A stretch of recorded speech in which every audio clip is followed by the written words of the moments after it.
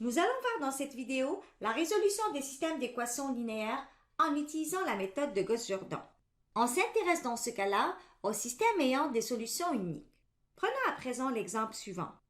On considère ici une matrice augmentée associée à un système donné. Effectuons quelques opérations élémentaires sur les lignes. À la première opération, la ligne 2 va être remplacée par la ligne 2 moins 2 fois la ligne 1. En procédant ainsi, on obtient la matrice suivante. À la deuxième opération, la ligne 3 va être remplacée par la ligne 3 plus 2 fois la ligne 2. On aura ainsi cette matrice. On voit bien qu'on a un pivot égal à 1 dans la première ligne, un pivot égal à moins 1 à la deuxième ligne et un pivot égal à 32 dans la troisième ligne. Jusque-là, on a fait apparaître des zéros au-dessous des pivots. Ce qu'on vient de déterminer, c'est la matrice augmentée échelonnée.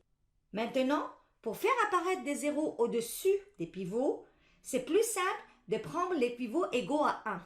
Pour cela, on considère les deux opérations suivantes. Dans un premier temps, on multiplie la ligne 2 par moins 1 et après, on multiplie la ligne 3 par 1 sur 32. On obtient ainsi la matrice donnée par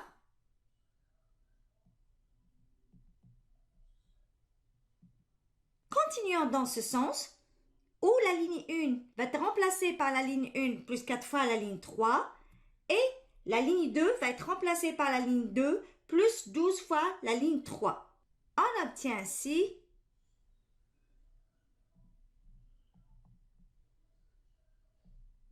Finalement, si l'on remplace la ligne 1 par la ligne 1 plus L2, on obtient la matrice suivante.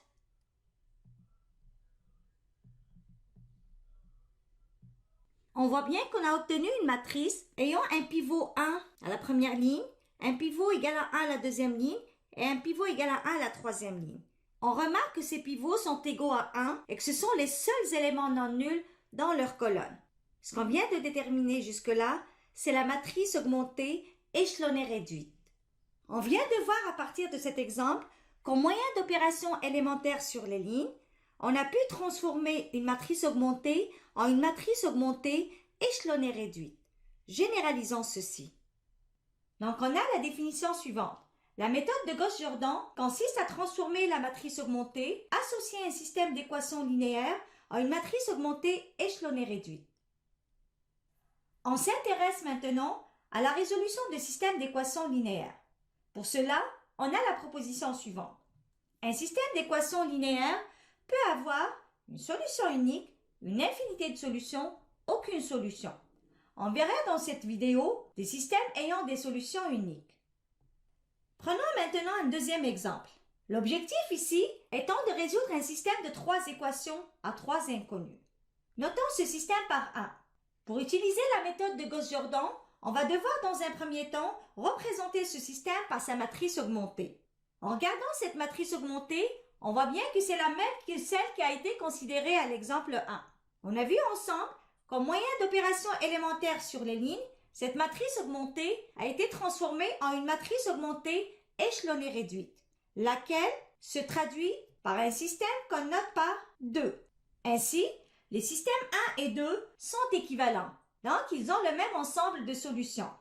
Comme le système 2 est plus facile à manipuler, on va le résoudre et déduire par la suite l'ensemble de solutions pour le système 1. Du système 2, on voit 3 équations, donc x1 égale à 3, x2 égale à moins 2, x3 égale à 1 demi. Donc on voit bien que x1, x2, x3 étant égal à 3, moins 2, 1 demi est l'unique solution du système 2. Comme le système 1 est équivalent au système 2, donc on peut déduire que le système 1 a comme solution unique x1, x2, x3 étant égal à 3 moins 2, 1 demi. Considérons maintenant un troisième exemple. L'objectif ici est de résoudre un système de 4 équations à 3 inconnus. Donc dans un premier temps, on va représenter ce système par sa matrice augmentée. On va devoir par la suite déterminer la matrice augmentée échelonnée réduite. Maintenant, déterminons d'abord la matrice augmentée échelonnée.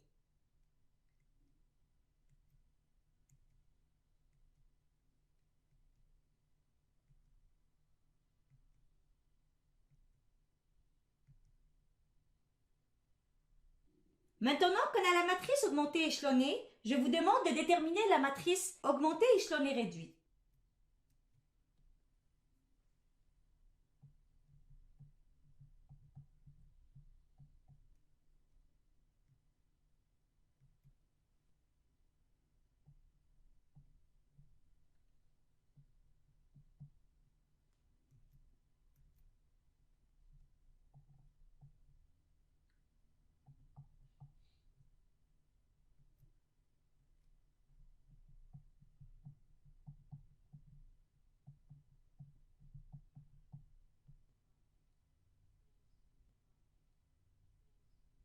Donc, on avait un système au départ qu'on avait noté par 1.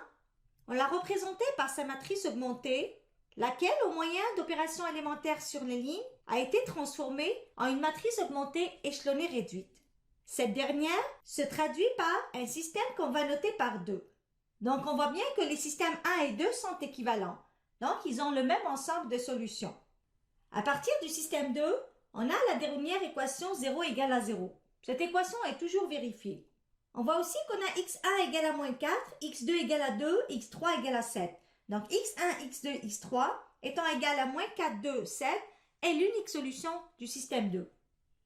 Comme le système 1 est équivalent au système 2, on peut déduire que le système 1 lui aussi admis comme solution unique x1, x2, x3 étant égal à moins 4, 2, 7.